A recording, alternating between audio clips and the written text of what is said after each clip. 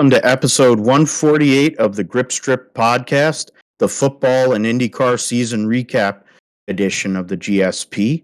My name is Philip Matthew. I'm your host, and I'm here with my co-host. Got to go and get the open right. I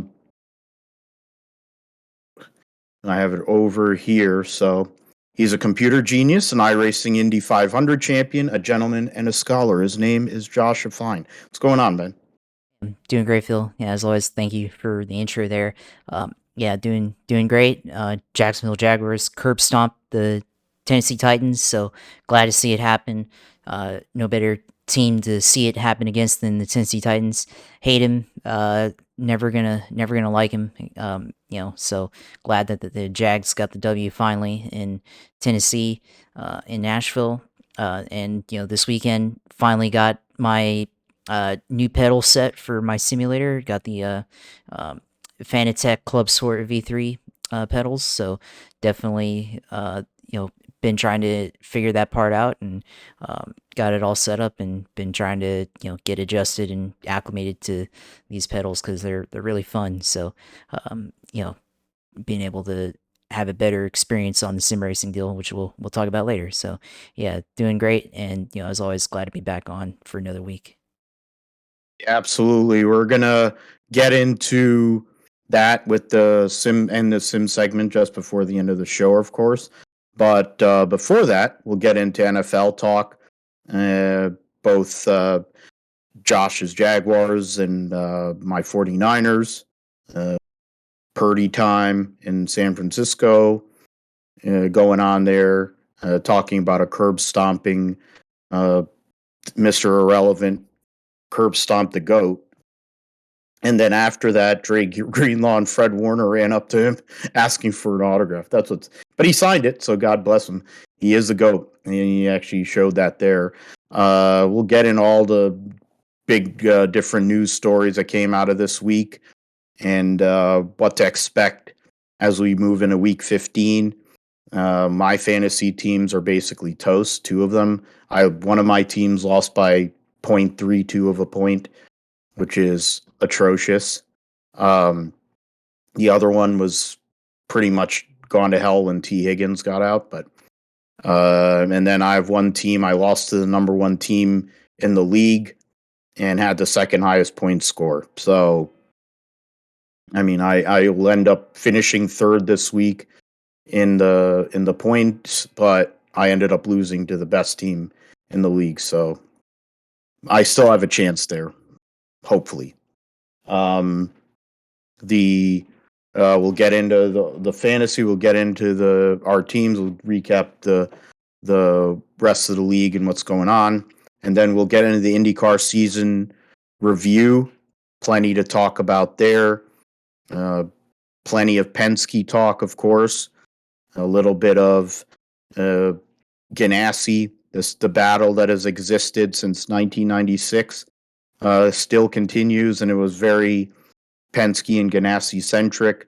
But Pato O'Ward had moments. Colton Herta won one race.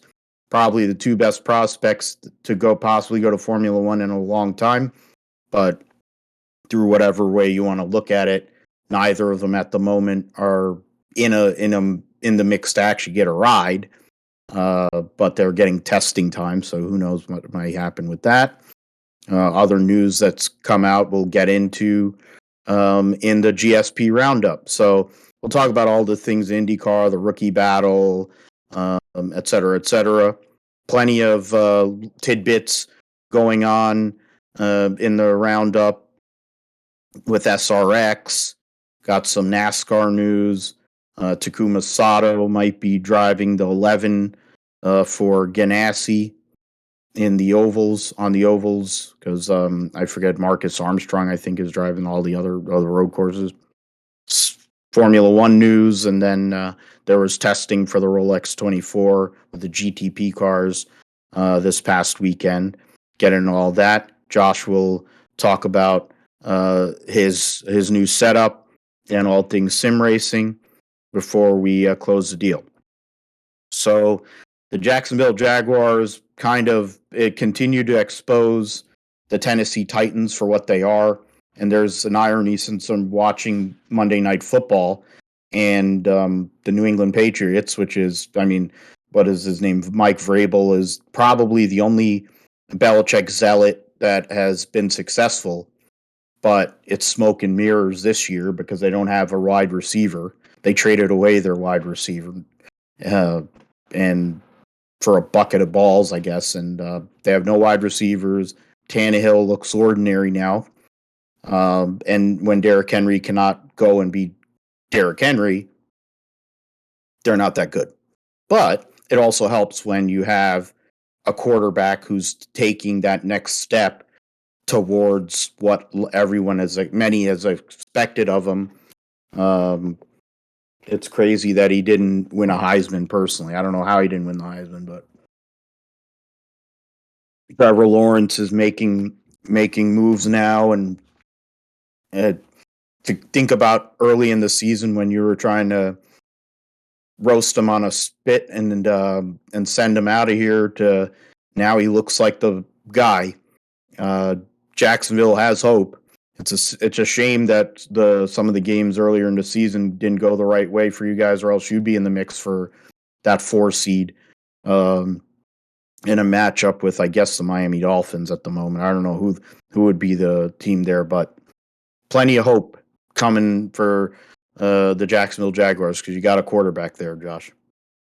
Yeah, I mean, we definitely got a quarterback in Trevor Lawrence for sure. And, going back to what I was talking about earlier in the year, I mean, really it was because, those were all winnable games. And, when you have games that are right there for you to win, you got to be able to win those games. And, the Jaguars now are 2 games behind the Tennessee Titans.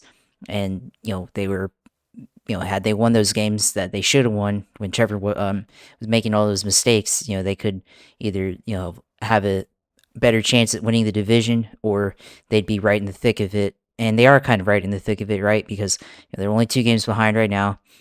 Tennessee can't, they've been losing, and so there's a chance there. But certainly they'd be in a better spot if they had won some of those games they lost earlier in the season. Go back to Houston Texans, 13-6 loss there. Trevor throwing a pick in the red zone. You have the loss to New York Giants. The loss to the Houston Texans. They had, or I already said when the loss to the Denver Broncos. The losses to the Eagles and the Washington Commanders, so a lot of losses there early on that they could have had back if, they would have won at least, 2 or 3 of those, they'd be a lot closer to the Titans, but there's still a chance. And so, I still have hope, that we can win out. We just got to beat the Cowboys. If they can beat the Cowboys, then, I think they had a chance against the New York Jets. Notice, Jets, not the Jets, Jets, because they're a joke. The Jets, I think, are the weakest team currently that has in playoff contention with a winning record. So, they've just been not great. They haven't been able to figure out their quarterback situation or anything like that. So I think they got a chance to defeat them on Thursday night here in 2 weeks. Texans, I don't think they'd be fooled twice by Texans. I think they can curb stomp them in Houston, and then the home finale against Tennessee, and which will, if they win all those and they go to Tennessee and Tennessee loses, which I think they can lose the next game against the Chargers, and then they got one against the Cowboys, and I think those ones be real tough for the Titans. But they go down to Jacksonville last weekend of the year for the regular season. Should be a chance to go win the division for both of those teams, and I'd like Jacksonville's chances in that one. So still not over yet. So we'll take it one game at a time, but there's still opportunity there. So we'll see what happens next week against the Cowboys. But yeah, in the game, Trevor Lawrence, he had a pretty good series starting the third quarter. He the first quarter wasn't they weren't able to move the ball as much, but Trevor had a good ending to the half, got the toe tapping touchdown to Zay Jones, and then in the third quarter they just began the game, the half really nicely. He had a lot of completions where he's moving around in the pocket and able to make throws off platform, off balance, and able to make those completions. And then he went and stiff armed the Titans linebacker at the goal line to make it rushing touchdown. So Trevor's in his bag right now. That's what I've been saying during that game. That's what I was saying to myself. So Trevor's got the ability now. I think it's just matter of being patient with him. So I'm glad that he's able to do it. And it didn't even really look all that exciting, really. Like, it wasn't like flashy or like big plays down the field, but just solid, move the chains, find the guy, the best guy, and make the play. And he's able to do that, and tie it back into racing in a minute. I go back to some track record laps that we've seen over the years that they didn't look all that fast. And then when you look at it, it's like, oh, that was a track record. Like Joe DeFerrin Auto Club Speedway back in 2000, and I mean, didn't look like a real fast lap there, but yet it was the closed course super speedway record on ovals for IndyCar. So, and I think in all forms of motorsports. So, not everything has to be all exciting to be the best. And with the game that Trevor Lawrence had on Sunday, I mean, it's probably arguably one of the best quarterback performances of all time for a Jacksonville Jaguars quarterback. So, that's really great to have. And he had over 350 yards passing, 3 touchdowns, and a bunch of completions, 70% completion rate. So great game for him overall. And hey, let's talk about the defense as well. Trayvon Walker started the party, really got the sack on Ryan Tannehill early in the game and forced the fumble and turnover on for the Jaguars, and they're able to go and take advantage of that and score. And then later on, forced the fumble on Derrick Henry and just sucked his soul right there. Linebacker Shaq Quarterman from Oak Leaf High School, my high school in Jacksonville area. He was able to go out and make that fumble happen, and then Josh Allen was able to pick it up. So yeah, that's the turnovers are back for the Jaguars. They were there early in the season, and now they were able to get 3 really good turnovers. So this team, if they can be focused, they can go out and get these W's. I mean, they're going to be a team to watch if they do make the playoffs. So we'll have to see. But yeah, just a really good overall team victory, and hope to see it continue. Yeah, I mean, you guys kind of gotten on a run here, similar to the Detroit Lions, who have gotten crazy and look like a team that could, with the way the NFC is, if they get in the playoffs, it could be really crazy. MCDC, getting Jared Goff back to what he was prior to, getting sent from the LA Rams. And then, there's different points there you made. I mean, Jaguars have a lot of talent, and you have the coach with Doug Peterson, and there's a lot of hope there, and that's a good thing. It hasn't been the case for a while for you guys, so at least with Trevor, with a lot of the pieces that are there, Evan Ingram has come out of high. He's become what everyone thought he was going to be when the Giants drafted him. You'd got Zay Jones, who was a bum for the Buffalo Bills and other teams, and now he's here in Jacksonville doing work. You got, of course, Travis Etienne, the teammate Trevor Lawrence at college and Clemson. Et cetera, et cetera. There's a lot of pieces on offense. Trayvon Walker's number 1 overall pick in the NFL draft. You have other defensive players there. There's a lot of potential, and that division's wide open. The Texans are dumpster fire. Trying to remember who the other team is in your division other than the Texans and Tennessee. Indianapolis is like nobody knows what's going to happen there. They don't have a quarterback.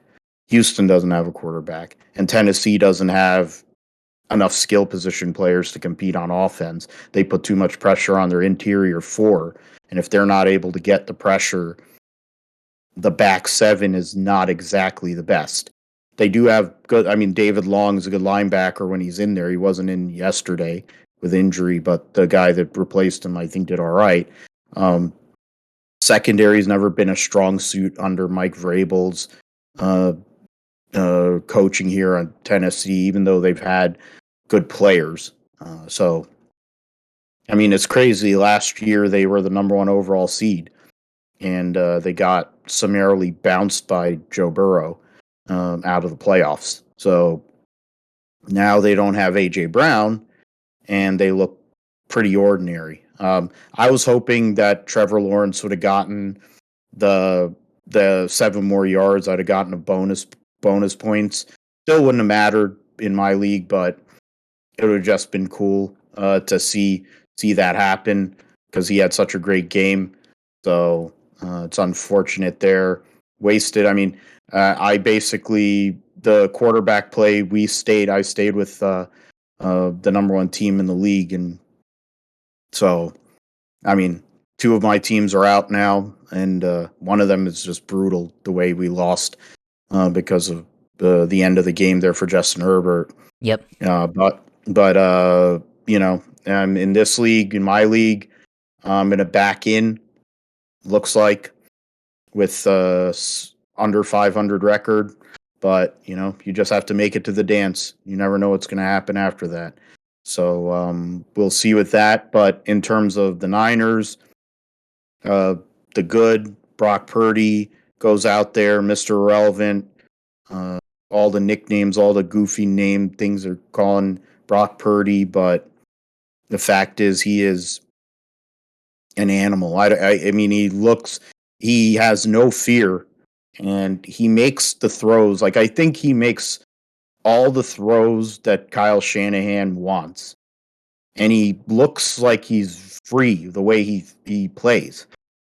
Jimmy, you always wondered what the heck he was going to do. He was going to throw a hospital ball and get somebody killed, or like George Kittle or whatever, or he'll throw a terrible interception. I mean, the reality is Brock Purdy for basically a game and a half or game and 3/4 has been nothing short of amazing for getting him at the last pick in the draft.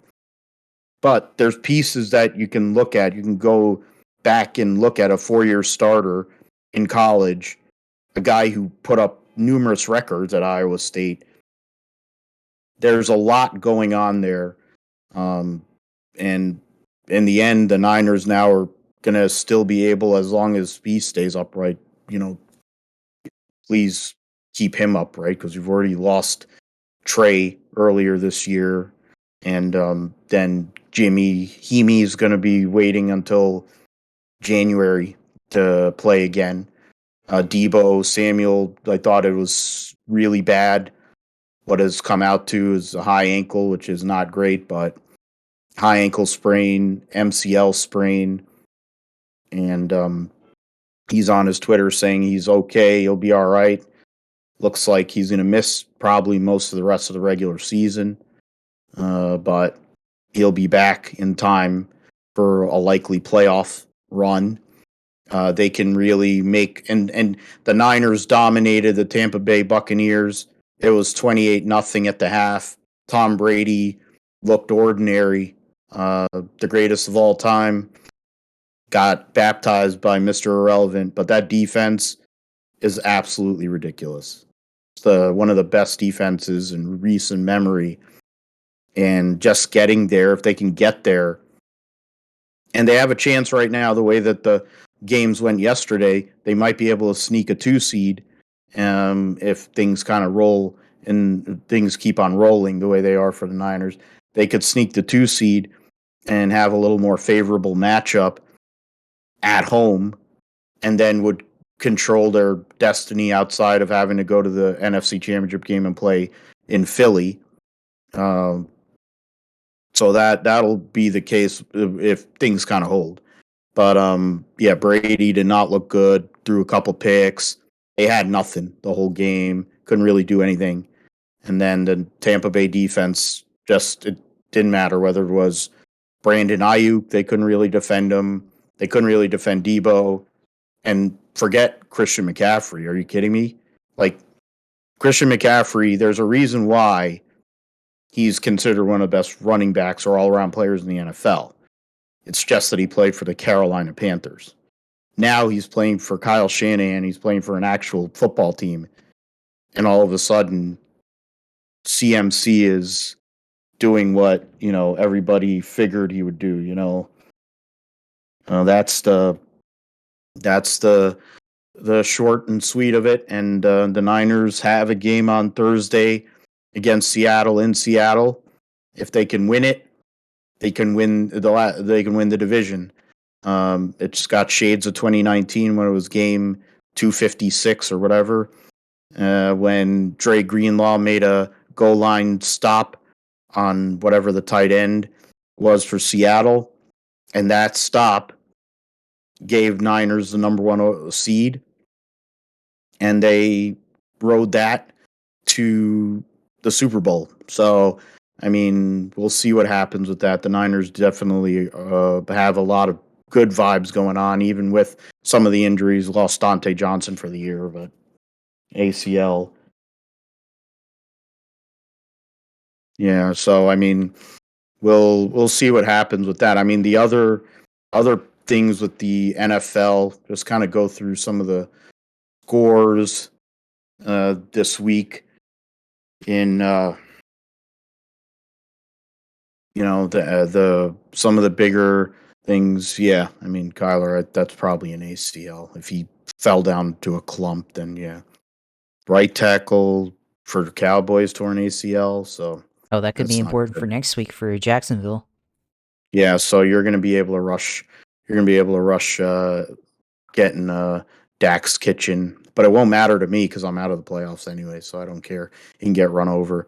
The Rams with Baker Mayfield eliminated the Raiders. Baker Mayfield was picked up the scrap heap and had 2 days, maybe a day, and he went in there and got the Rams a win. Bills hold on. They almost lost again to the Jets, but their defense basically murdered Mike White, and that was the difference. Joe Burrow finally beats the Cleveland Browns, and that was a big deal for them. The Cowgirls literally had to have a last-second 98-yard drive to beat the Texans. Which Josh already brought up the fact that the only win that the Texans have was against Jacksonville, unfortunately. Yep. And the Vikings losing to Motor City Dan Campbell's Detroit Lions. They're now in the mix for the playoffs because the Giants are scuffling. The Washington Redskin General Commanders, they're off this week, but they're kind of limited. Baltimore fades the Steelers with their third quarterback when Kenny Pickett got knocked out with a concussion, and then Mitchell Trubisky proved why he's a bust, throwing 3 picks in the red zone to essentially knock them out and basically end their season. It's going to be hard to come back when you're 3 games under with 4 to play. Of course, we went over Jacksonville's win. Kermit the Frog's Chiefs, he went and did one of his highlight reel plays. They were up big. Game looked over. They went and let the Broncos back in. Brett Rippon came in for Russell Wilson, who got hurt. Went and drove him down the field. It was a 1-possession game. In the end, the Broncos didn't have enough. They lost by 6 to the Chiefs, and the Chiefs are still the 2.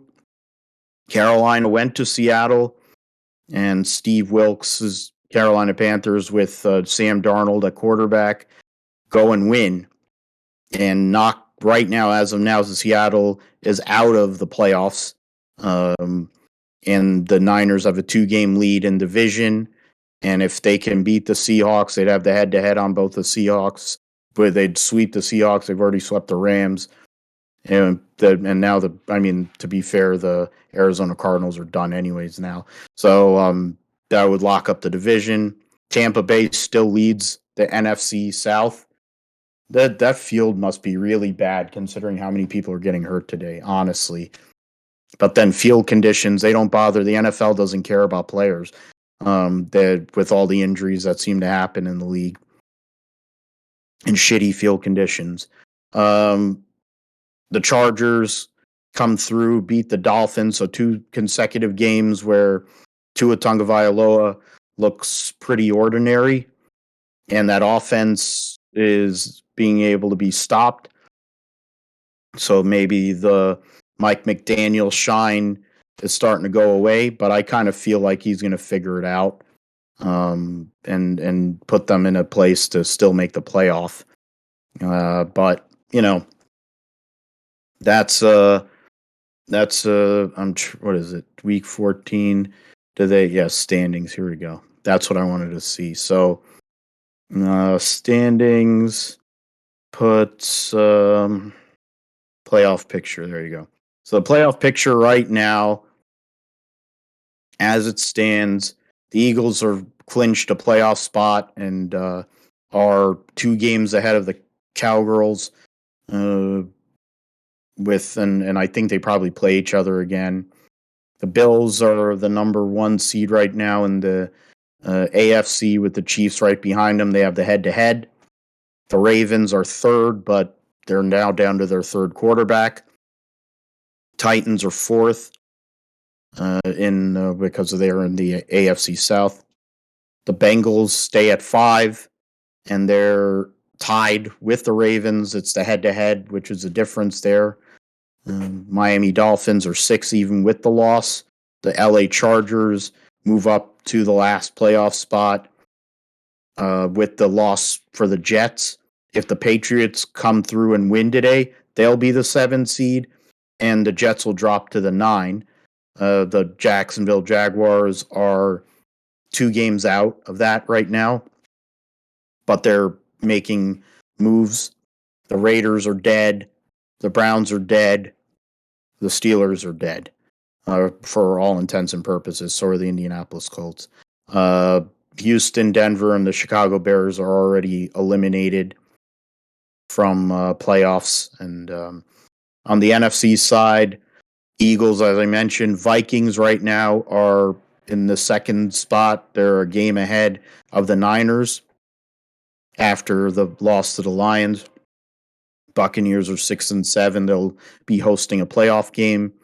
Cowgirls are 5. The whole entire NFC East at this moment would make the playoffs. Cowboys, Washington, Giants, Seahawks, because of the tie between Washington and the New York Giants. That's the difference for the Seahawks. The Lions are trending. They are 2 games behind the 1.5 games behind the Redskins and or Commanders and the Giants, and so they're in play. Packers, I think, are toast. Carolina's, I think they're trying to play for Steve Wilkes. I don't think it'll matter, unfortunately. He seems like he has a good rapport, and they're playing hard for him, but it isn't enough, really. I guess it won't be enough for the owner. I think I forget David Tepper's the owner. Yeah, I think Dave the Tepper. guy. Yeah, Falcons are going to be starting Desmond Ritter from Cincinnati, University of Cincinnati. Their rookie draft pick. They're going to start him this coming week. So that they're basically throwing in the towel there.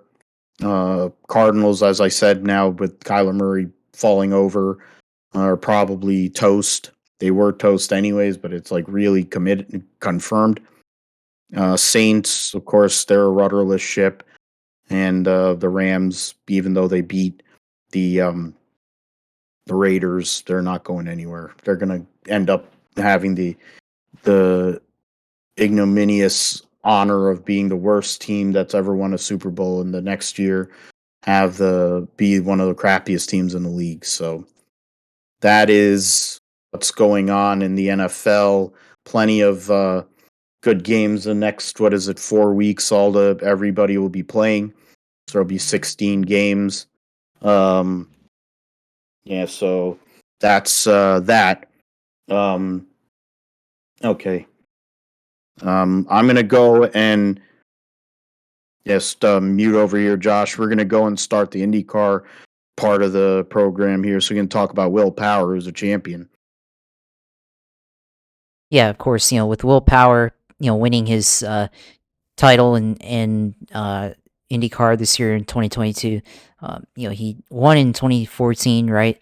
And it was finally a title for him now, and now once again he's won a title, and he changed his mindset throughout the year. We noticed that Will Power had a lot more calmer mindset. This year, in the past, we've seen Will get pretty volatile when things didn't go his way. But throughout the season, Will Power, stayed calm, stayed consistent, didn't get too emotional or anything, and he was able to go out and secure the title in the IndyCar. So it was a pretty significant title for him.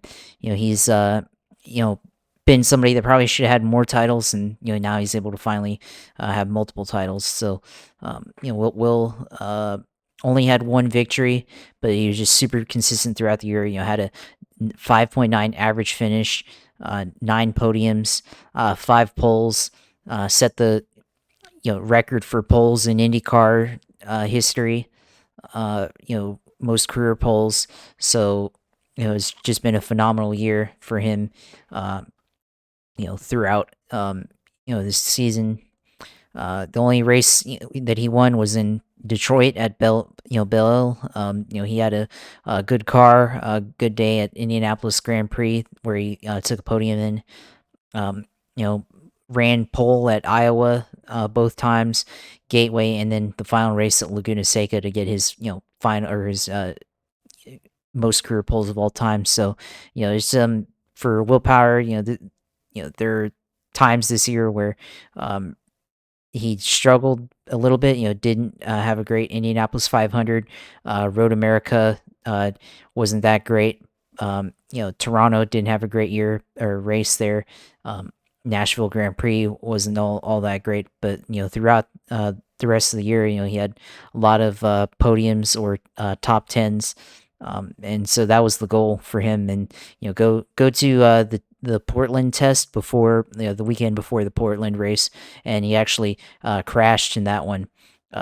And crashed in that test, and that could have been big for him, but they were able to recover from that. He was able to recover from that crash during testing, and then they came back and finished second. They led 2 laps in that race before the final race at Laguna Seca, and he's able to go out there and get on the podium at Laguna Seca to win the championship. So just a phenomenal year for Will Power, consistency wise, and he's maybe we see this again in 2023.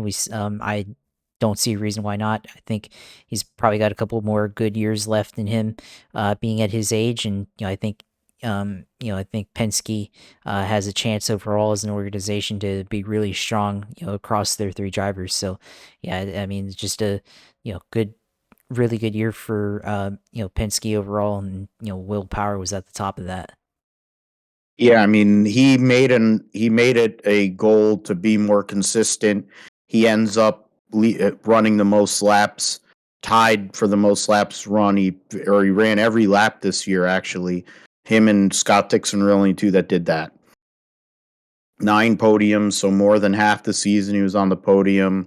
His average start wasn't the best. Somebody we're going to mention here shortly, his teammate was the best at that, but his average finish was 5.9. He only had 4 finishes outside of the top 10. Otherwise, he had every other finish was in the top 6, which is absolutely nuts. Started the year with from St. Pete all the way to Indianapolis Grand Prix 1, was third, fourth, and third in the first 5 races. Then 500 didn't go so well for him. Wins at Belle Isle, Elkhart Lake didn't go so well for him. So he was on off for the next few during that summer stretch. And then Iowa probably was the turning point where he qualified, as Josh mentioned, on pole, led laps, both those races. And he had led the points earlier in the year. Belle Isle had taken the points lead, then fallen back all the way to third or fourth after the 500, and he got back to third, then second, and then the Indianapolis GP2 during the NASCAR weekend, he took the points lead and never lost it. So for Will Power, he's been running how many years in IndyCar? Since 2006, he's been in this series and in whatever essentially IndyCar competition. He's finished sixth and fourth the 2 years in Champ Car. He finished second in the points. He's finished second in the points 4 times, 3 times prior to winning his first championship, and then once since then. He finished third twice. So he's been around, like he's been flirting with possibly going and getting that second championship. And it's interesting, he's not winning as much as he used to. He's qualifying just as good as he always has because he's the all-time pole winner. But this is statistically, I think, even in his championship year of 14, he had a little worse starting position, and he was a half a position higher in the finishing. So the reality is, it's likely it's arguably his best year of his career. And at age 41, a couple of years ago, we didn't know if he was going to have a job. There was a thought he wasn't going to have a job. And now he's a 2-time IndyCar champion. Verizon loves him. And we're going to see what else he can do, how many poles he can win, and wins and whatnot. Now, somebody else that had a really strong year in 2022 but didn't have the same level of consistency was Josef Newgarden, Will Power's teammate. He had the best, tied for the best average start with Pato O'Ward, who we'll talk about later. He was it Joe New, had 5 wins in 2022, but he had some bad finishes. Indianapolis GP was 25th, and the 513th. That's one of the ones that is still eluding him. He's getting into that mix as the best driver never to win Indy 500 with his record that he has. These finishes that he had, 2 finishes outside of the top 20. He had a 10th there, Toronto's whatever, but yeah, Iowa too. The Birmingham Baba race, the Indy GP1 and the 500. Those finishes right there knocked him down to 5th in points. He started on pole, only finished 4th at Belle Isle. He was still 5th. Wins at Road America, gets to 3rd. Got up as far as 2nd, wrecked in the 2nd Iowa race while leading. Was going to likely sweep that, and it could have turned. That would have been a game changer if he had won that race.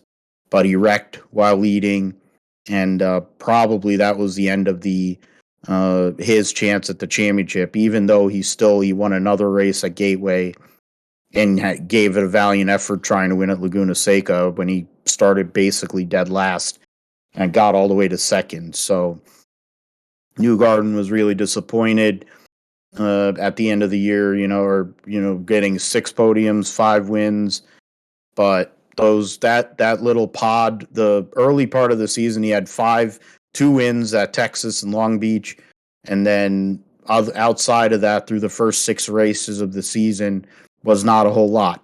And in IndyCar, as with some of the people that have been great, like the guy that finished 3rd in points, and we'll mention later on, you have to be consistent to win an IndyCar championship. You can win a lot of races, but it's a regular championship. You have to show up every race. It's not some contrived playoff format like NASCAR has, or um, some other kooky element that is like you have a full season championship.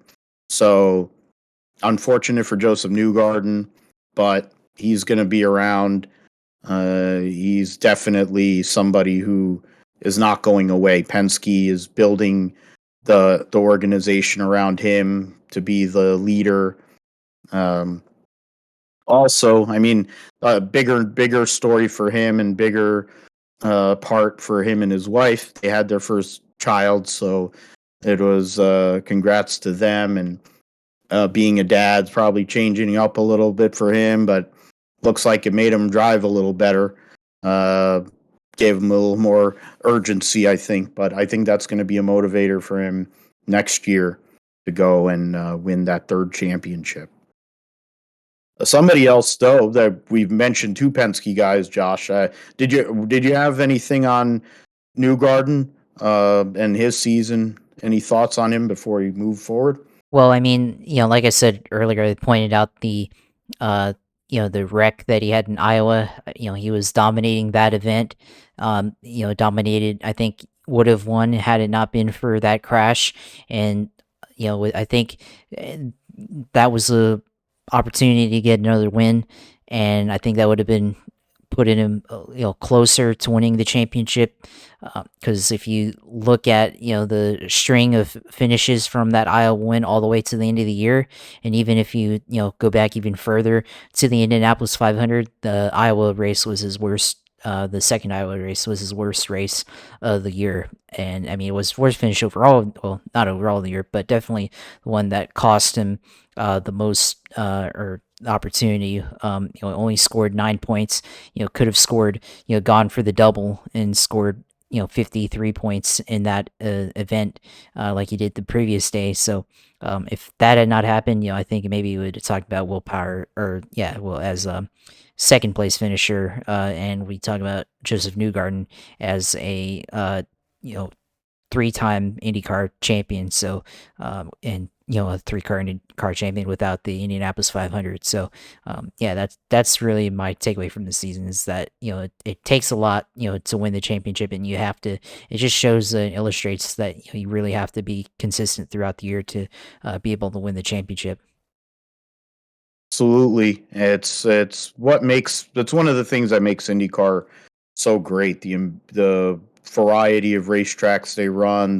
The You have to be able to be uh, really solid in all aspects of your game, and you can't give anything away. And then you have, of course, the 500. That is a double points race as well, which can flip the script a little bit uh, depending on where you finish.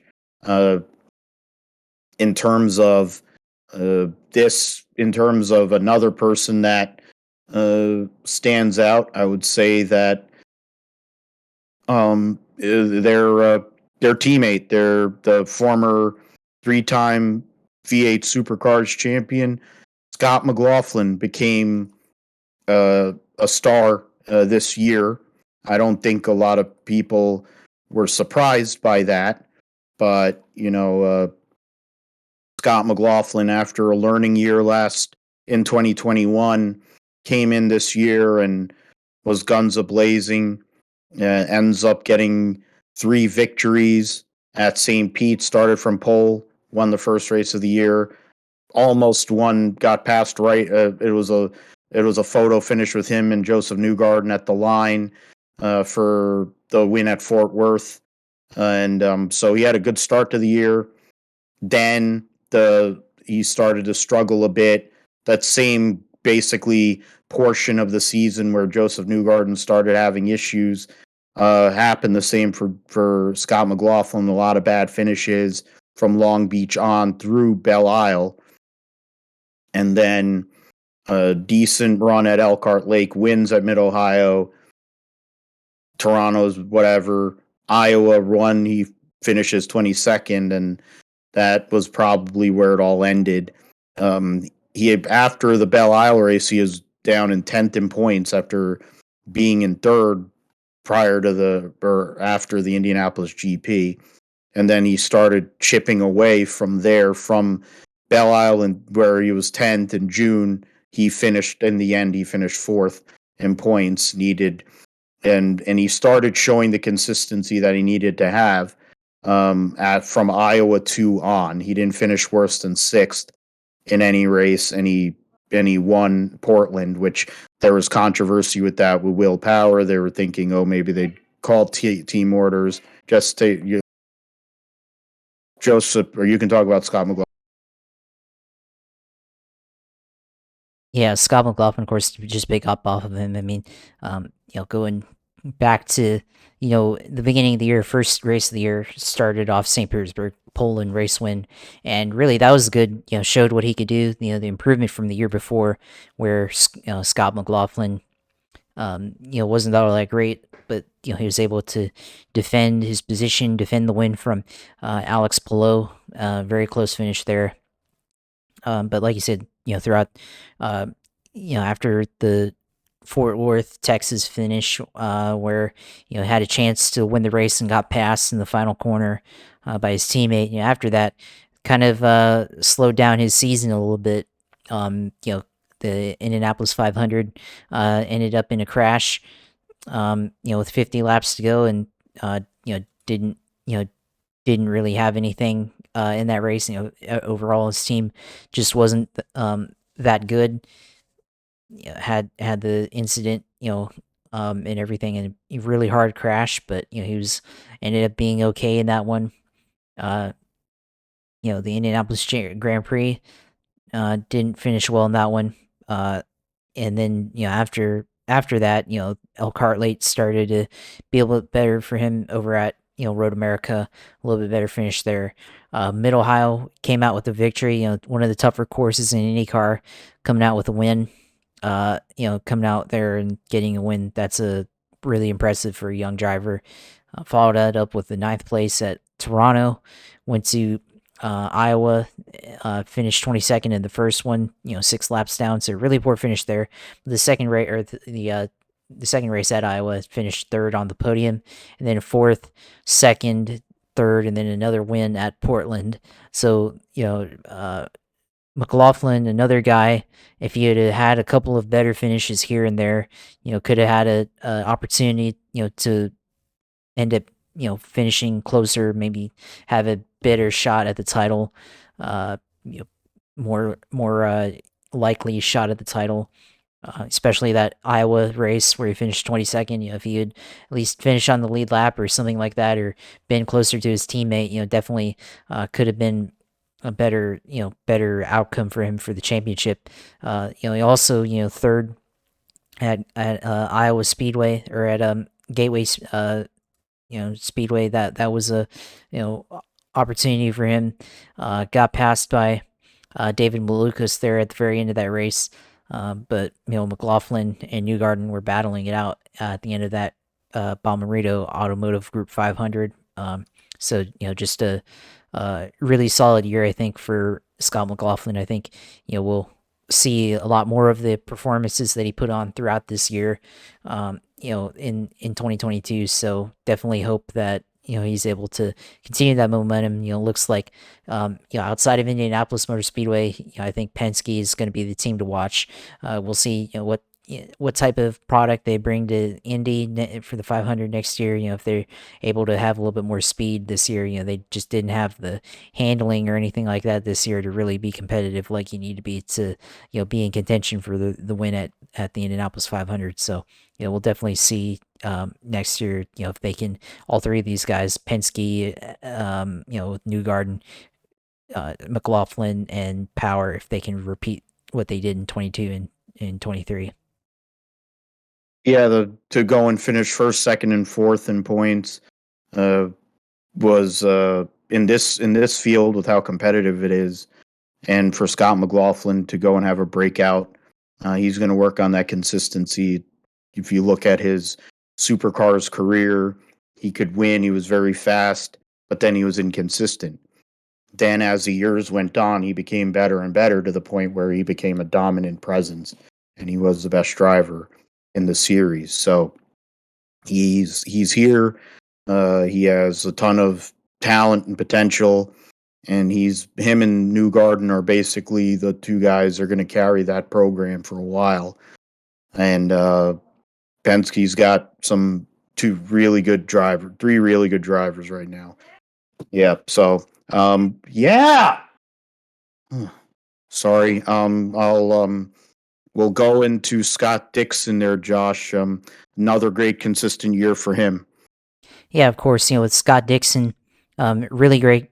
Consistent throughout the year, as normal per usual from Scott Dixon. But only a couple of victories this year. He expected a little bit more out of him this season, but he had a chance at Indianapolis to win the Indianapolis 500, led 95 laps in that one, had the best car all day in that race, and then the last 20 laps, last pit stop, had the speeding penalty and cost himself another chance at winning the Indianapolis 500, and that could have been a game changer for him.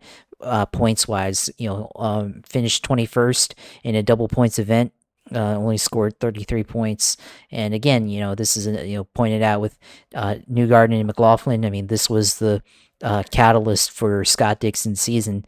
Even though, yeah, he's always been really consistent and everything, but just this 21st place finish compared to everything else just didn't have it in the table for him and changed his year, because if he had won the Indianapolis 500, could very well have looked at a closer championship at least in Laguna Seca, and possibly another title for Scott Dixon. So yeah, this was a disappointment. Having a speeding penalty at Indy. Otherwise, that was a perfect race, and they definitely had the organization wise. Ganassi had the cars to beat there, and of course, their teammate in Marcus Ericsson won that one. So if it wasn't Ericsson, it was probably going to be Dixon. So, yeah, this was just unfortunate for Dixon, but otherwise, every race he raced in this year, except for the Indy 500 and the final race of the year at Laguna Seca, was in the top 10. So, yeah, phenomenal year consistency wise for Scott Dixon.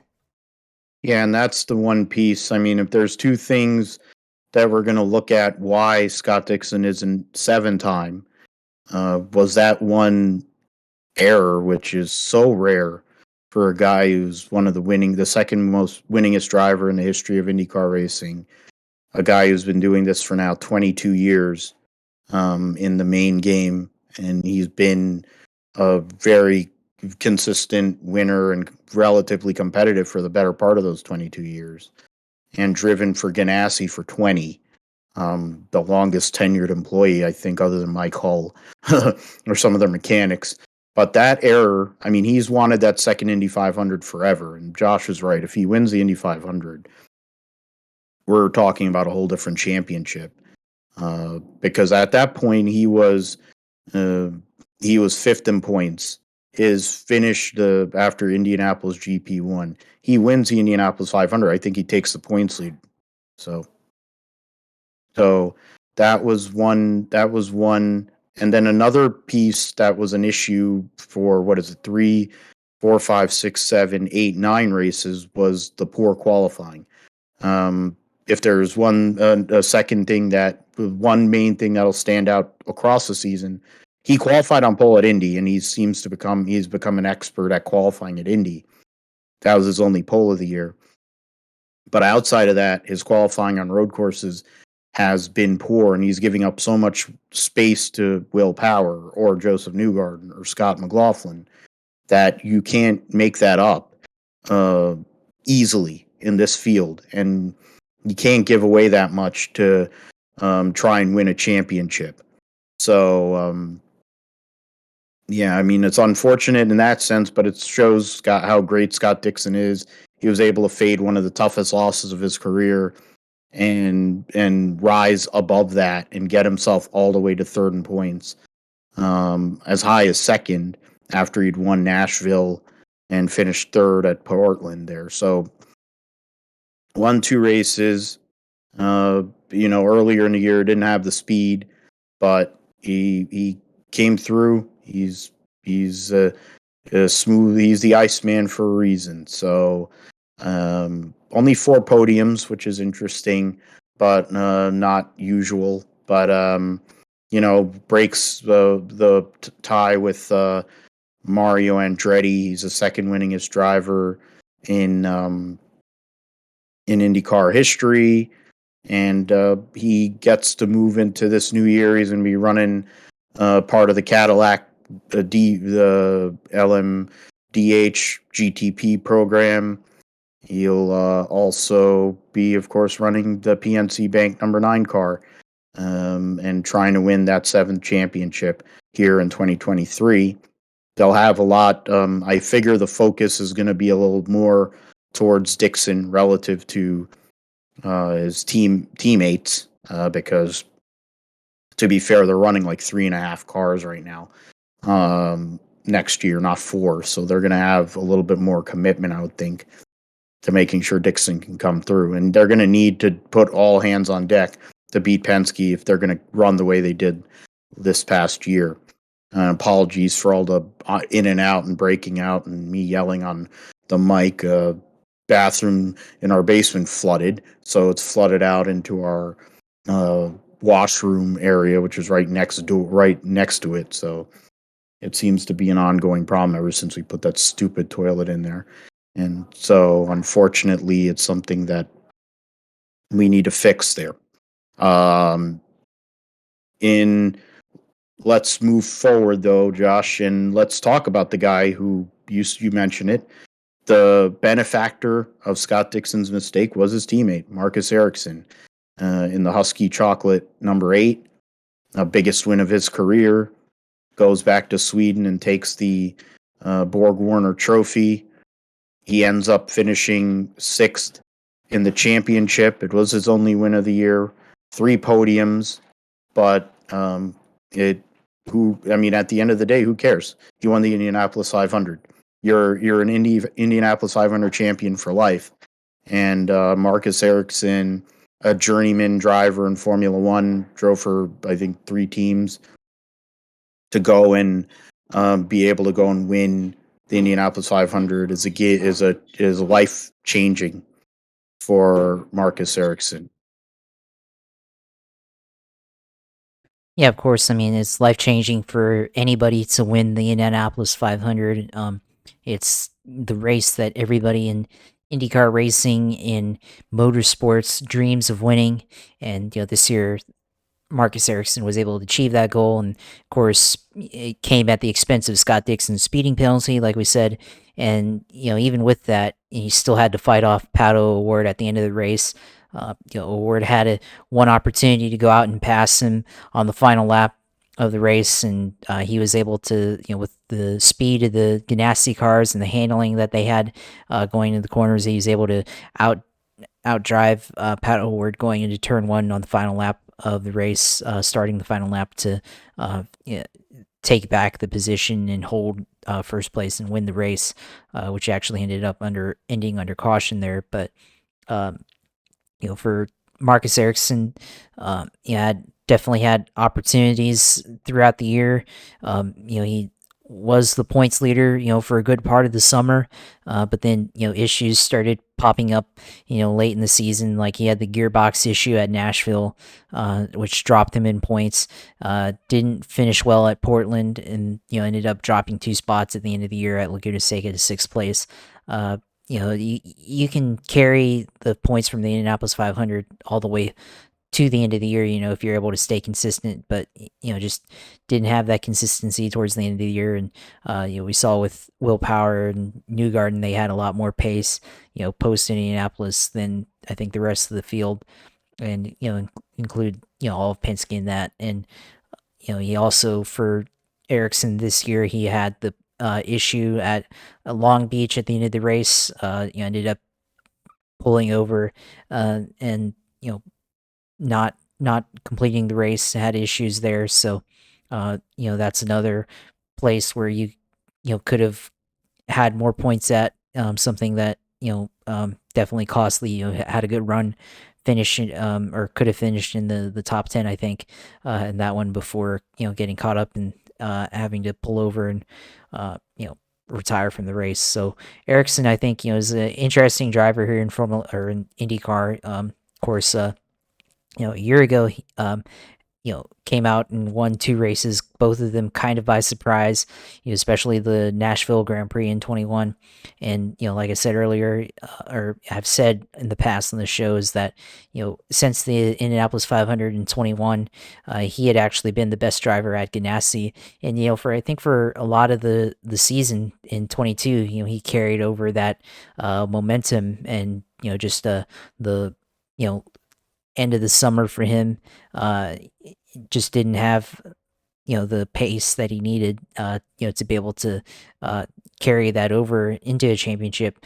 But nonetheless, he's been somebody that people can watch out for coming out to the end of the year. So be interesting to see where he goes in 23. If he continues this type of performance, or if he performs worse than his teammates, of course, we'll have to see what happens there. But expect him to be just as competitive as Scott Dixon and the rest of Ganassi there. So looking forward to seeing what Ericsson does in 2023.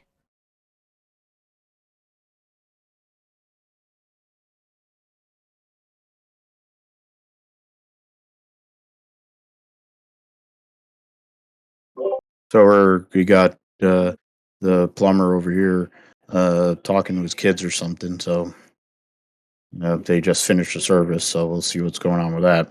But yeah, Marcus Ericsson, he's the Husky chocolate, which isn't even sold here.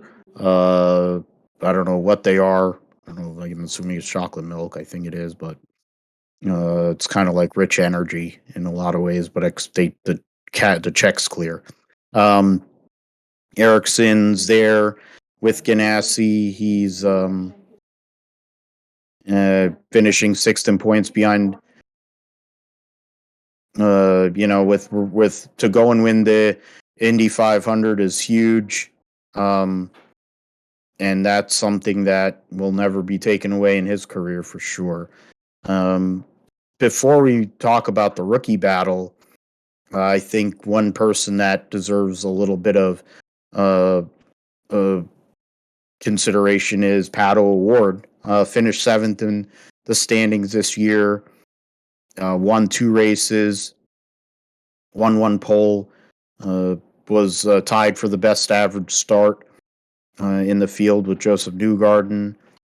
The consistency, he's building himself. He's getting better. The pace early in the year was not there for the Arrow McLaren team, which will now be Arrow McLaren. Next year, the SP part is gone.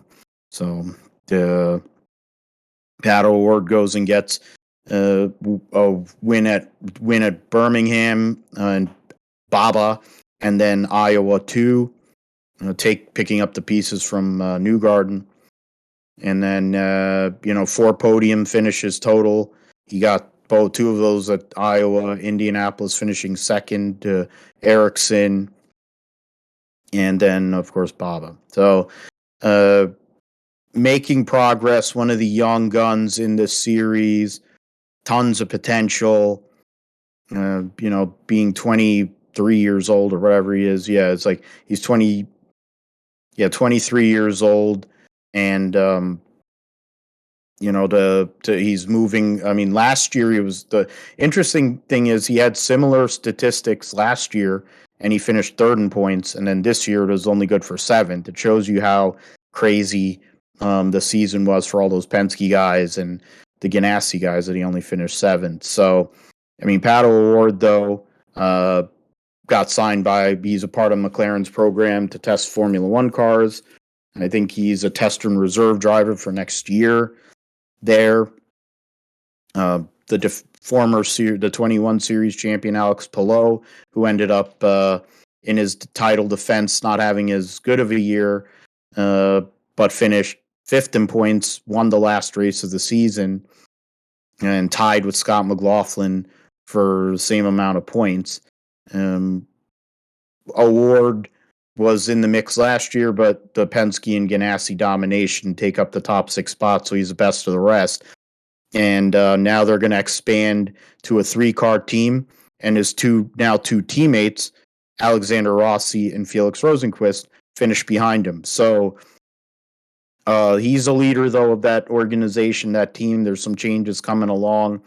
Taylor Kyle goes and moves over to work with his father-in-law or whatever, or whatever, uncle, I don't know, whatever the heck it is, at Ganassi with Mike Hull.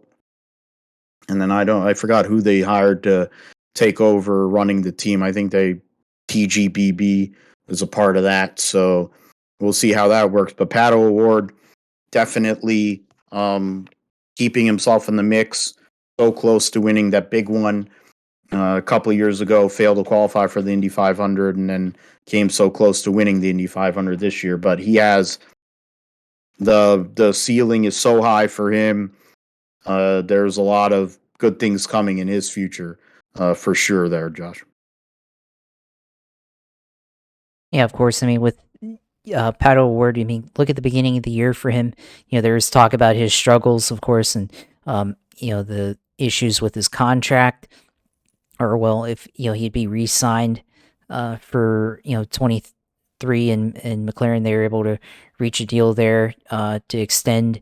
Of course, had an issue with beginning of the year, didn't really have the pace, and people were questioning him.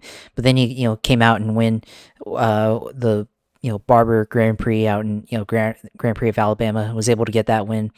Finished second in the Indianapolis 500, of course, and had a chance to win there, like I talked about earlier when we were talking about Ericsson. Well, he had a huge draft off the final corner coming to the last lap, and Ericsson swerving back and forth trying to defend, and you have O'Ward trying to steal the win and pulls out to the outside and gets right alongside of him, but he can't hold the position, doesn't have the handling, didn't have enough downforce to be able to keep up the momentum in the corner, and had to surrender the position to Ericsson. So got really close to winning his first Indianapolis 500, but just came up that much short from it. So and additionally had a caution to end the race. So it's really tough if he would have been able to had it ended under green, if he could have done something there to make a move at the end of the race. But he ended up getting the victory at Iowa, second oval victory. Last year he got the first career oval win at Texas, but he was the benefactor here of Josef Newgarden's crash, and took advantage of that opportunity to take home the victory at Iowa. Of course, there was also the inconsistencies, like with the beginning of the year, but then also in the middle of the season, with Road America, they were running pretty well. They had qualified 5th place, and then they had the engine failure towards the end of the race, which was really, not what they needed, to be able to compete for the championship. And they fell from 3rd to 4th in points, and then they won the pole at Mid Ohio, and then had issues with their fuel system at the beginning of the race, and just didn't have anything. So those 2 races there, you can't have 2 races back to back and expect to win the championship in IndyCar. 2 races back to back of DNFs, and then later on had the crash at Nashville, late in the race, or well, not late, but early on in the race. So otherwise they had a fairly good year, pretty consistent for the most part. Just a lot of issues where they couldn't finish. Or a handful of races where they couldn't finish. So if he's able to put it together, if McLaren can put it together, they can be a challenger to Ganassi. They can be a challenger to Penske, and I could see him getting at least a top 3 points finish if things go right at the end of 23. So it's going to be up to him. He's getting a new teammate with Alex Rossi, so I think Rossi's going to help the team a lot and be able to inject some new knowledge into that team and help them get better overall across the board. That is the hope with their expansion and bringing in a veteran, and Alexander Rossi, who's been a Honda driver his whole IndyCar career, been with Andretti his whole career, now coming to McLaren, Arrow McLaren. So what he'll be able to bring a lot of experience there. You have Rosenquist came from Ganassi. See what can happen with that team. Last piece we'll go over before we move into the roundup was the great rookie battle that took place this year. Christian Lundgaard ends up winning the Rookie of the Year for Ray Hall Letterman Lanigan Racing.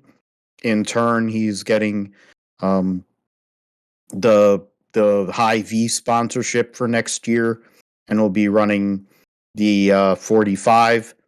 Essentially, a branding. They're just doing a branding shift. Teams are staying the same, but essentially, he's swapping the his deal with Jack Harvey, his teammate. After Jack Harvey basically looked like a hack the whole year, and his girlfriend's beautiful, but he didn't drive great, and he hasn't really been that great his whole entire IndyCar career, to be fair. But yeah, so Lundgaard gets the Rookie of the Year, a guy who made a great debut in his at Indianapolis GP 2 in 2021, and that essentially was why he got the ride. He got a ninth place finish in the first Indianapolis GP, finished eighth at Toronto, then Indy GP2, finished second, and then eighth in Nashville, fifth at Laguna Seca, gets him the Rookie of the Year over David Malukas, who Josh mentioned earlier. He's going to be the lead driver at Dale Coyne Racing now, and his dad brings the money to the table, but he's shown talent. It's not like it's not all daddy's money deal. But the consistency for the Dale Coyne team wasn't there compared to other years. Indianapolis was basically the first time where Malukas was able to kind of show some of his stuff, qualifying just outside of the fast, whatever the fast group, or I think it's the top 12 or 10 or some crap. Finished 16th, but finished 12th the race in the Indy GP1. Texas, he finished 11th. And he kind of started making progress after Road America, finishing in the top 10 in Mid Ohio, Iowa 2 finishing 8th, and then of course Gateway, which they had great pit strategy to get him there to second place, and it was a huge result for that team. And now he's going to be the team leader. So even though we don't know what is going to happen after next year, but as it stands, David Malukas is a young talent, young American driver with potential, and Dale Coyne is going to want to hold on to him because otherwise they don't really have anything going at the moment. They're going to lose.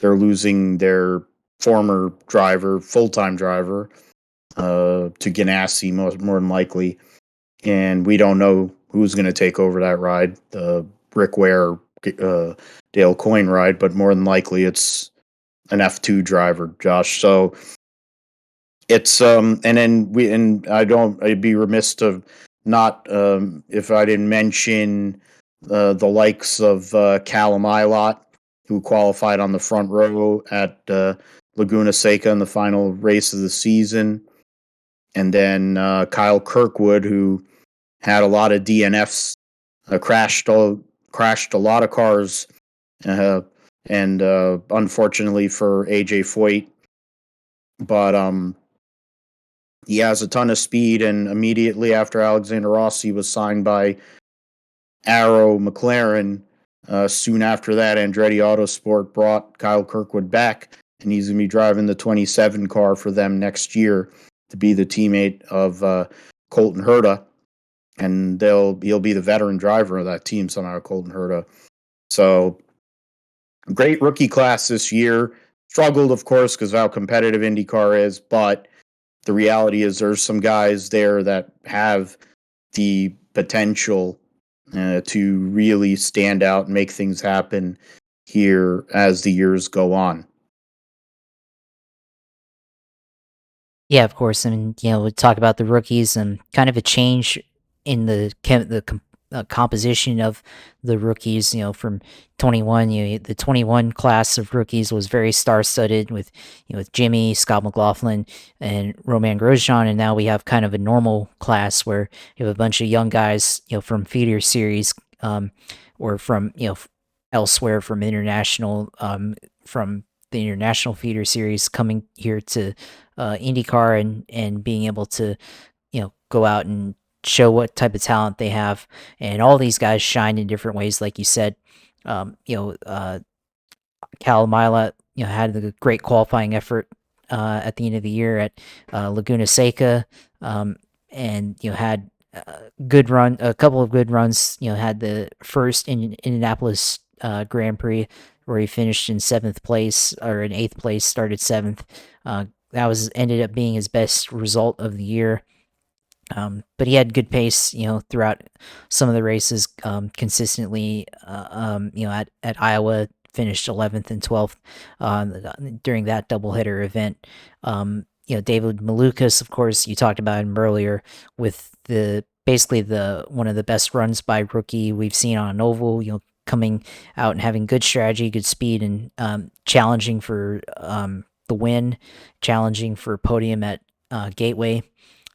Yeah, especially in the type of car Dale Coyne, they've always been kind of an underdog team that could potentially challenge, and he's once again another driver that has that capability, being able to go out and um, make moves when he needs to. So that was a good effort there. Lundgaard, of course, like you said before, he had a solid overall season as a rookie in IndyCar. Um, Towards the end of the year, started to figure things out. Had a couple, had a podium at Indianapolis, finished top five at Laguna Seca, had a good run at Nashville. So he could be a guy, in the um, future for Ray Hall, Letterman, Lanigan. Could be somebody that they put a lot into, especially considering how much longer Graham Rahal might want to race for. We don't know, but he could be definitely closer to the end of his career than Christian Lundgaard, obviously at the beginning of his career. So he could be somebody that they invest in for future years. So we'll have to see there. And of course, with Kyle Kirkwood, he had his moments throughout the year. A lot of crashes, like you said.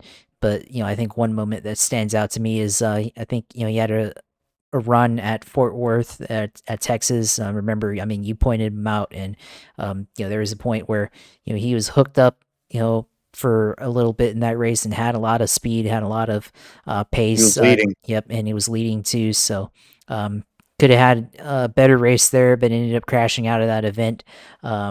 So we know what he can do on an oval when he has the opportunity, when he has the car underneath him and the pace. So now going to Andretti taking over for Alexander Rossi. We'll see if the consistency improves, going from crashing just about every other week to maybe having better chance at a victory, and certainly teaming up with, guys like Roman Grosjean and teaming up with Colton Herta. Two really good drivers, certainly help you grow and develop here in the series. So, I think he has a lot of potential, and certainly I think out of all the rookies we talked about, I'm kind of looking at him as somebody that can definitely, be, one of the more improved drivers in 2023, in this entire series. So, all these rookies really had their moments throughout the year, and, looking forward to seeing how they continue to grow in 23. Absolutely. I mean, next year's rookie class is uh, probably not as flashy, but I mean, if Linus Lundqvist can somehow or another get on the grid, probably would help it a bit. But this class showed a lot of talent and potential, and there's probably three uh, of those guys, if not four of them, that could uh, keep it stay here in IndyCar for a while.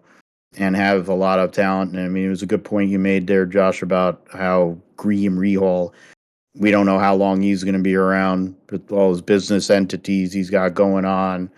The fact that he's now the father of two daughters with Courtney Force. I think those pieces there are things that could play into that decision. The notion of trying to be a more competitive franchise or team. Um, what's going there, Susie? So we'll see what happens with that and that team and this organization as they go along, and in general, for all these drivers and what they're able to do. So let's get into the roundup here. The big news that came out today on Monday, the 12th, was the SRX series will move to ESPN after being on CBS the last 2 years and on Saturday nights during the summer. They'll be in the summer, of course, again, but they'll be on ESPN and they'll be running on Thursdays. And they're going to bring back the Thursday Night Thunder moniker that famously many years ago. It's one of the things I loved watching was Wednesday Night Thunder, Thursday Night Thunder. It's where I found out who Tony Stewart was. Jeff Gordon too. Jeff Gordon became a thing there.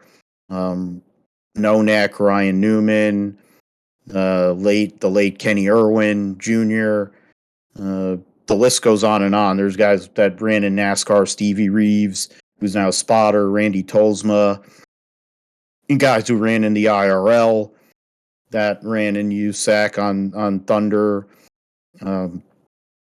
Going back to the 80s, the late Rich Vogler, who would always seem to be a guy that they'd call in at the last second to go and qualify a car in the Indy 500. There are so many great names that drove on those Thunder broadcasts over the years when they had the original show, and they had Dave Despain, and with that open, and that's what I'm saying. I hope that they get Dave Despain. He's sitting out in the wilderness in the woods in Georgia, but have him if he can go and record the open or something, that'd be awesome. It would be cool to just have that same cool intro like they used to have back in the day. I figure other than I know that it seems like Tony, I would assume Tony and Marco, if his wrist can hold up, and that imbecile Paul Tracy will all be back. I think Paul Tracy's trying to run TA2 or something, fit his fat ass in that car. So, but yeah, that's the big news. They're going to be on Thursday nights in the summer on ESPN, Josh, and certain people are saying that might be a sign that ESPN might be interested in other motorsports. They're already invested in Formula One and showing it with the Sky F1 feed. But in this case, you're going to have, maybe there will be a little bit more input with ESPN involved. It sounds like Alan Bestwick is still connected to the vehicles, so that'll be good to have Alan Bestwick still around. He does work for ESPN, calling college football, college basketball, tennis. So AB, of course, called NASCAR for ESPN for many years, both in the lead announcer role, and then was a lead pit road guy prior to that, I think, before they moved him up because Marty Reed was garbage. So what were you thinking about when you heard that, Josh? Is big news for them. I mean, the ratings are not great, but I think putting it on Thursday nights can't hurt. Yeah, it certainly can't hurt for Thursday nights. We'll see what the schedule comes out. Exactly what the races are going to be like and where they're going. But Thursday night Thunder, it was a motorsports tradition. In the late '80s, early '90s. So great to bring back that tradition. And I think ESPN from a television coverage standpoint, I wasn't sure, how much committed they are to American motorsports. Obviously, they're already committed to Formula One, but I think it's a good opportunity to grow for SRX. Of course, they were already on big network television with CBS in the SRX, but I just never felt like that they really had you know a sharehold on TV. I mean, I think initially some of their ratings were probably pretty good, but I don't think that they really, um, had a presence on CBS. I think CBS outside of the NFL with the AFC and the occasional NFC game, and then you have um, college basketball. It doesn't really seem like CBS has much of a sports presence outside of that. So I think going to a network Watch that football and golf too. yeah. Oh, yeah, and golf. Golf too. Yeah, Jim Nance at the Masters. So those are really the big three. And then, yeah, and college football, the SEC on CBS. That is true. And the Army Navy games. So they do have their sports presence. But outside of that, there isn't really very much. And all of those are very seasonal events or once a year. Whereas ESPN, very round the clock sports network. I think if you want to expand to other people watching sports, I think having them marketed on pages where there's sports content from ESPN. I think that's better for better for the SRX. Maybe if something wild happens on SRX, we're gonna see Stephen A. going talking about it the next day. That would be interesting, but I doubt it. And you mentioned the thing with maybe they get collaborated with Sky Sports. I mean, it's another degree to get closer to a degree of separation closer to Lewis Hamilton.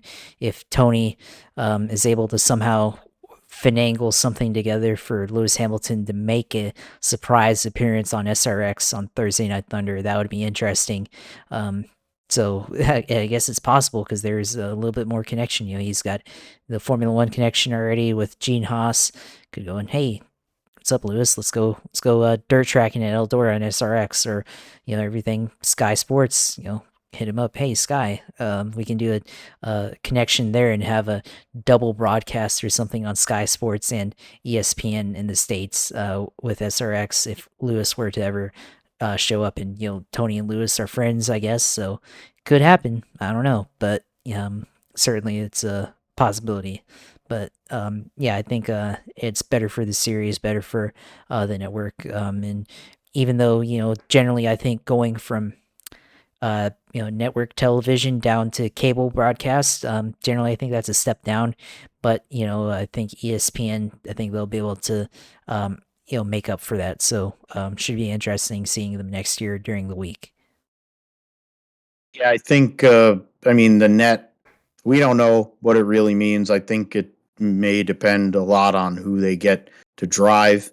It's a good point you brought up with having Lewis or insert some surprise driver here. That would be huge to get guys like him or some guys that are legendary sports car racers or hopefully they add. I don't know if there's any road course that has Daytona, and that has lights. So maybe They should get Daniel Ricciardo. He's free. yeah, that would be the other one. Daniel Ricciardo or Lewis Hamilton would probably be huge if they can go and do that. But that's something we will figure out uh, later on, I guess, as next few months go by and we get into 2023. But on J-Ski, there plenty of news since last time we had our show. They but Arca is going to be on all Fox Sports, but nobody watches or nobody cares really. Josh Balicki because what is it? Spire is going to run 2 full-time cars. He's moving his sponsorship and stuff to the Live Fast Chevy program. They're moving from Ford to Chevy with ECR engines. Going back to last week, Sammy Smith and John Hunter Nemechek were announced as drivers full-time for Joe Gibbs Racing the Xfinity Series. Another sponsorship announcement for Josh Berry. Ryan Truex is going to run 6 races in the 19 car. So that looks like they're going to reduce from 4 to 3 teams. They'll run the 18, 19, and 20. Kaz Gralla will be driving full time for Sam Hunt Racing in the Toyota number 26. And then they're going to run a second car with Trans Am driver Connor Mozak will be the driver that gets the most starts, it looks like. He's the anchored driver, they say there. And Brett Moffitt, the maggot imbecile he is and COVID denier, found the perfect team because Austin Wayne Self's dad or whoever felt like that's a match made in heaven. Two imbeciles work together. They're going to run full-time AM whatever racing. AM Racing is going to run full-time in the Xfinity Series. They dipped their toe in a couple of races late in the year this year, and now they're taking a full commitment. They're getting the former Truck Series champion who was fired by or let go by Our Racing, and considering that Our Motorsports looks like they're going to be done, probably didn't work out so bad for old Brett Moffitt. But they're going to be connected to Stewart-Haas Racing, and they're going to get Fords. They'll be running Fords with that SHR Technical Alliance, and then the Ford Performance Racing, the Roush Yates engines, et cetera, et cetera. Kevin Sawinski runs the team, so former ASA champion there. And then they're going to be and on top of that, they're going to be connected. It looks like to the two Stewart-Haas cars with Cole Custer and Riley Herbst. I think Ford is trying to make more of an investment in the lower series, which we'll get into in a moment. But yeah, they're gonna the AM Racing team is gonna they're gonna run a F-150 in the Truck Series, and then they're gonna run Fords in ARCA next year. So that'll be something to look at there. We also had other news in the Truck Series. So what's it called here?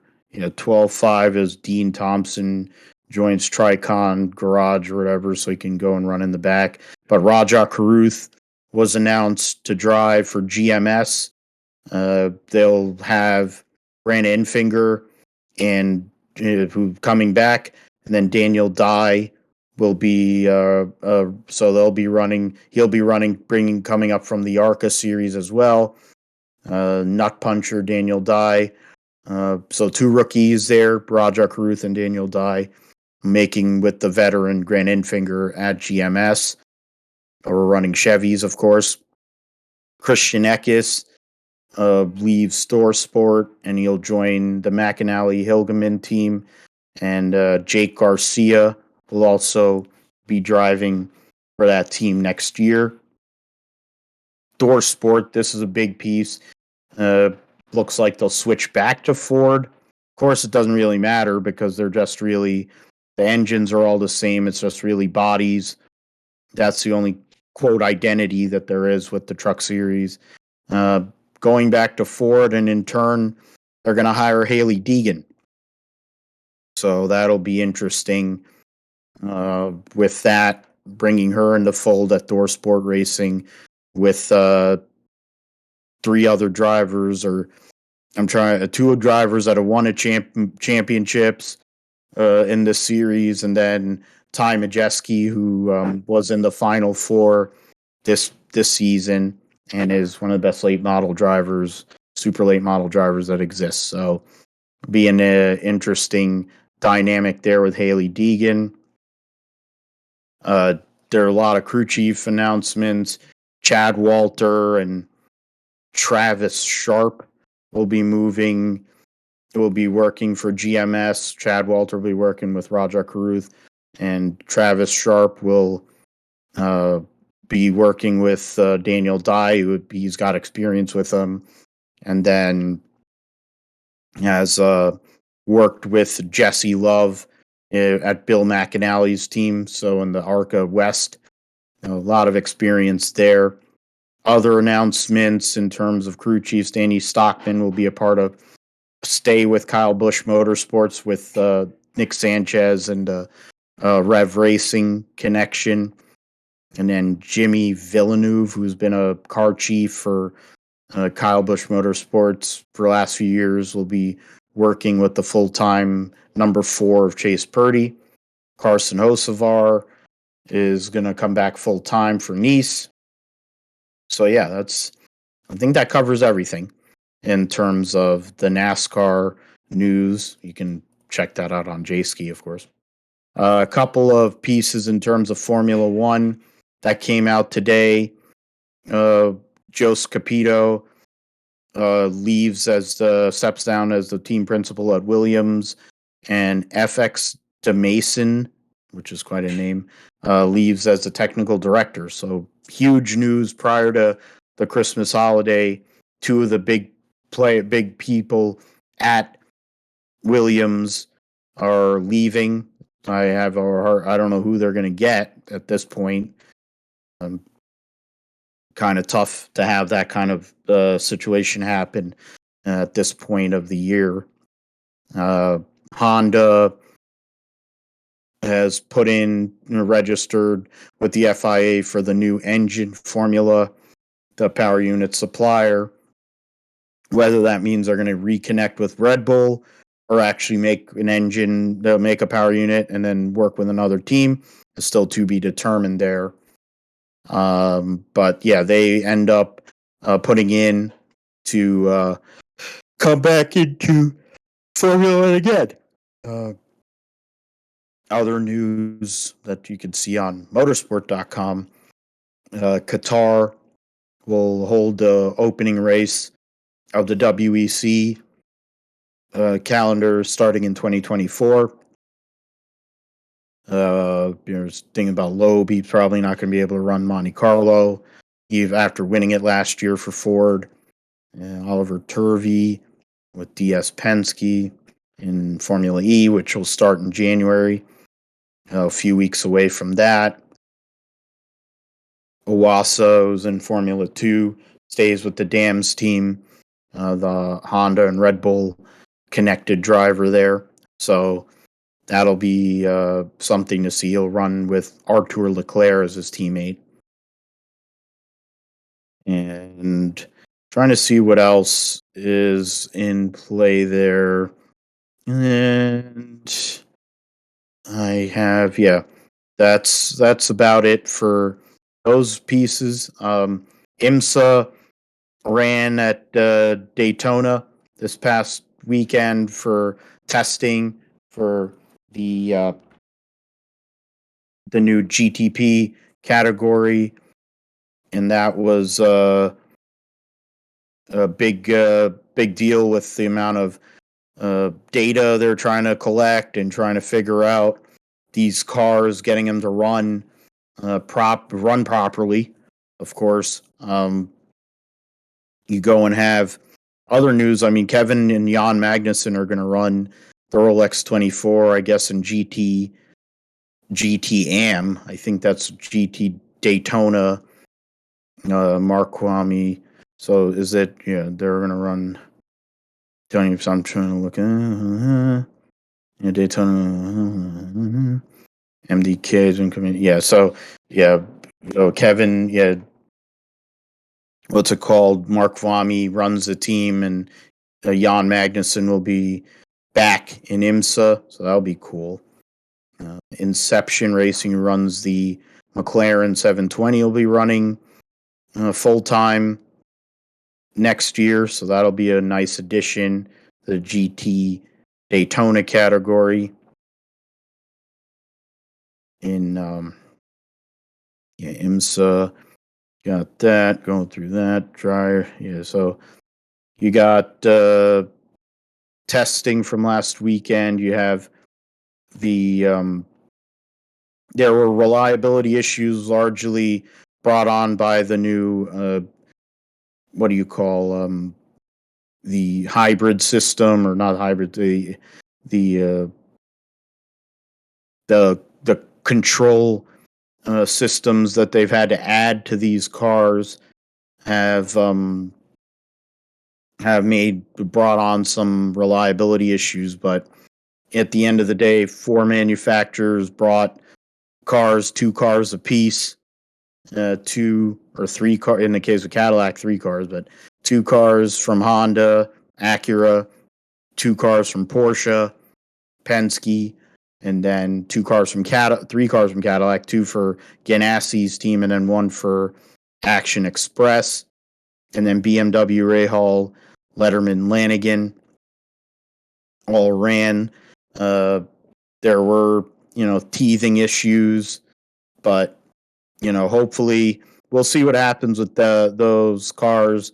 They're talking about it's going to be a race of attrition, having to make it through 24 hours. It may not be a full-out sprint as it has been in recent years with the DPI category.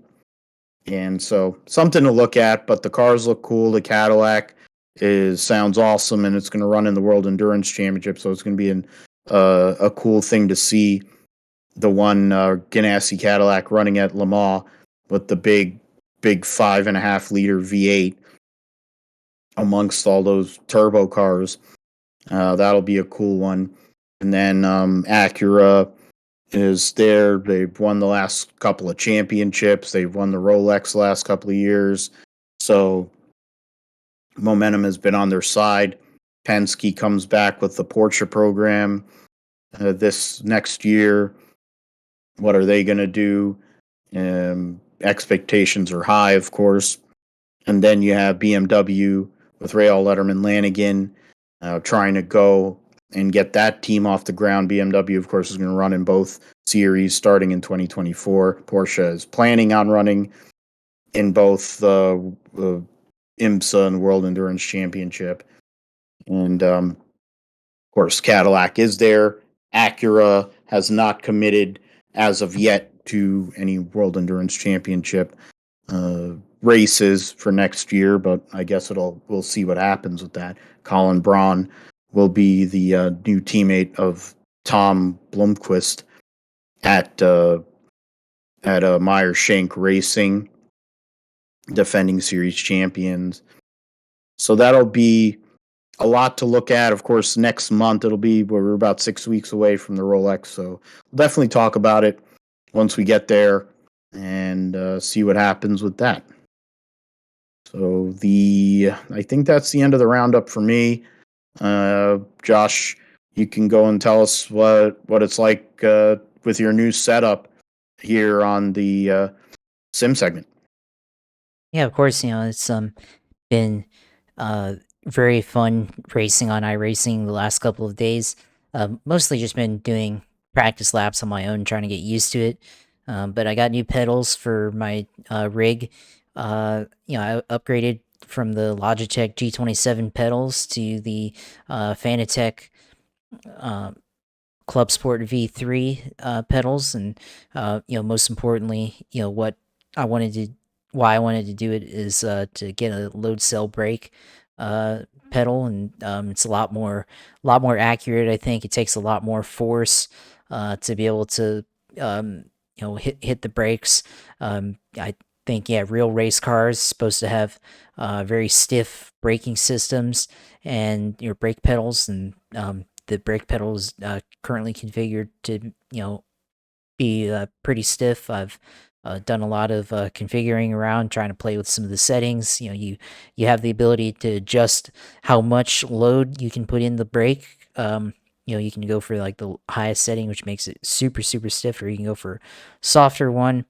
And then there's like some additional settings in the settings application, the configuration application for the pedals, and you can increase the load from that. So I've been trying to play around, and I think I've got something that I like. And then on top of that, there's also they have a kit that you can buy alongside the pedals, and it's basically like a couple of pieces of polyurethane foam that you can put in combination with, like, so you have two colors, green and red, that are one's like bit more of stiffness than the other one, and then you stick that inside the cylinder for the load cell, and you can actually have a bit stiffer brake pedal that way. So I've done a combination of those three settings, and I think I found something I like. And I was joking with my friends, might get a leg workout while I'm playing on the sim racing stuff.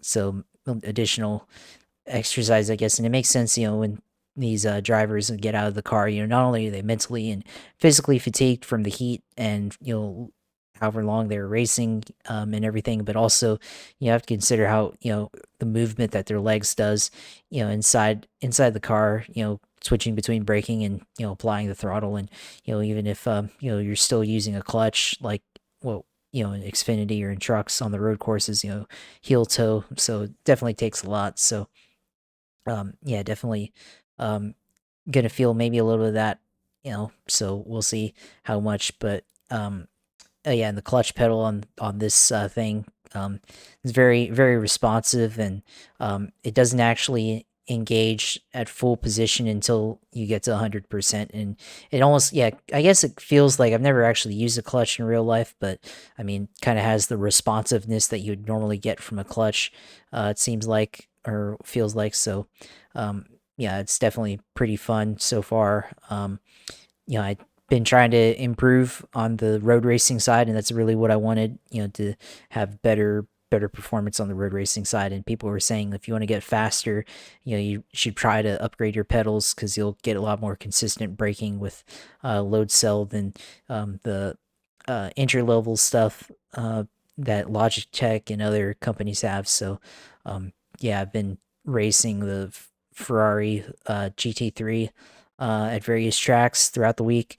I was racing or driving the new Toyota GR86, the Mazda Miatas that they have on there. Did a little bit of testing with the IndyCar at Watkins Glen. Tried NASCAR at Martinsville, with heavy short track braking.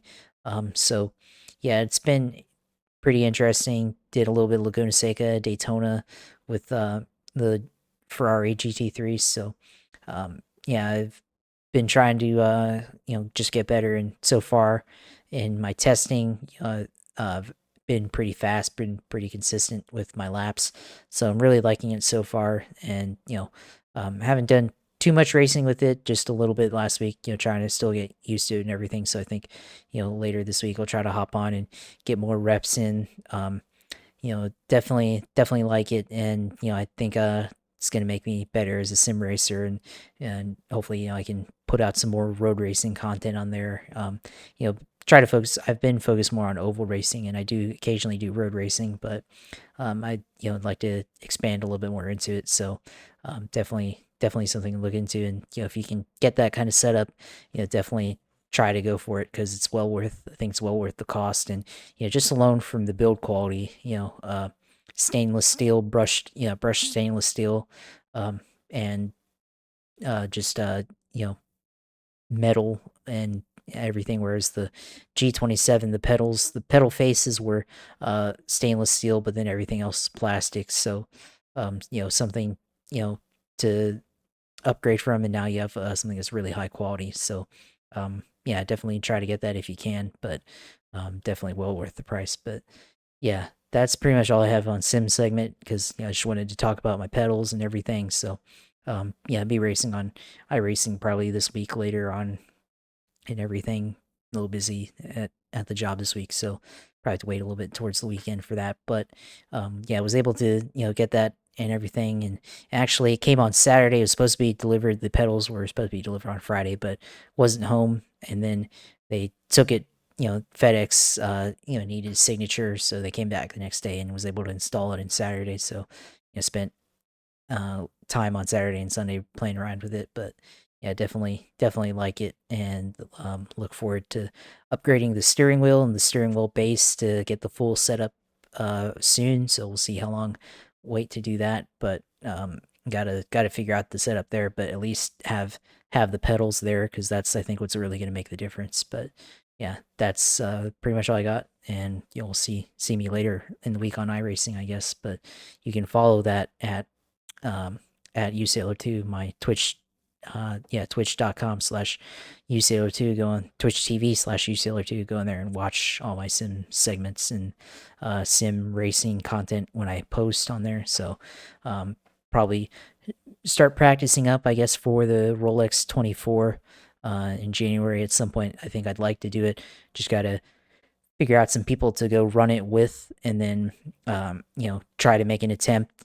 So and then I'll probably go watch the real Rolex 24, as I said before. So go for both of those things. So watch it, the real one, and then go play in the fake one. So that'll be something to look forward to. Of course, you can see all my content and all my opinions on my Twitter page at JP Huffine. Go on there and see everything I have to say about football, racing, and news and all that stuff. So go on there and engage and interact, follow, whatever. So follow me on there at JP Huffine, and of course go on our YouTube channel and subscribe, like our page. There are all our videos from this show at Gripshare Podcast on YouTube. Go on there and see everything we've been posting and everything. So glad to, of course, be able to do with you, Phil, every week. So look forward to having another show to close out the year and talk about all the stuff. And hopefully we'll find out here in a little bit if you make it into the fantasy playoffs. I'm already locked in by virtue, and I just have to worry about seeding. So we'll see if you make it in. Hopefully you do, so we can verse each other again and have a little bit more content to talk about next week if we face each other in the following weeks. So we'll see how it goes there. But always glad to be able to do it and have that opportunity to have fantasy football and be in this league with you. Absolutely, man. Wouldn't want to do it with anyone else. I think you're going to end up being the 4 seed, so I would need a miracle to get the 5 as it stands before I go and do my close. Josh is up by, 22-ish points. James Conner is having a solid game. That's a 13-13 tie right now, middle of the third quarter. It's around 22 points. Mac Jones hasn't done much anything for New England, but they're still in this game. And then, other than that, in terms of other players in the league, Steve, who will probably be your matchup next week. He has Ramondre Stevenson and Budda Baker playing, and so he has some opportunity there the rest of the game. So we'll see what happens with that. As it stands, the live standings show me as am I going over there? Yeah, so it would show me as getting in right on the bump. Steve would end up facing you, Josh, and I would face Professor J in the wild card round, but gonna need it to hold. Need James Conner to eventually be shut down because it's getting kind of tight here. But you can find me at Philip G. Matthew on Twitter. You can find us at Gripstrip Pod on Twitter. The Gripstrip Podcast, you can find it anywhere there's podcasts. You can find the Gripstrip Podcast. We'll be around next week for the last episode of 22, episode 149. Will be in. Is that a turnover? Yeah, it is. A turnover for the Arizona Cardinals. I think is an interception return for a touchdown. There. That was a fumble return for a touchdown. Fumble for a touchdown. Yeah, it is. Colt McCoy is good for either of those. We'll be back for episode 149 next week of the Gripster Podcast, talking plenty NFL. We'll see if there will be fantasy content from my side. Definitely be for Josh because he has a game to play next week for sure. I got eliminated out of one league for sure, and who knows, maybe if some point scoring errors come through, maybe changes are made, maybe we back into the playoffs in one of them, and I'm definitely backing into the playoffs if I somehow or another get in here. And then in terms of motorsports recap, still really debating which one I want to do before we go. This is the last show of the year before we take our usual holiday break. So we will keep you in suspense for episode 149. You'll just have to listen to it. Thanks to everyone that does listen and support us here on GSP. For Josh, I'm Phil. Take care. God bless. Goodbye.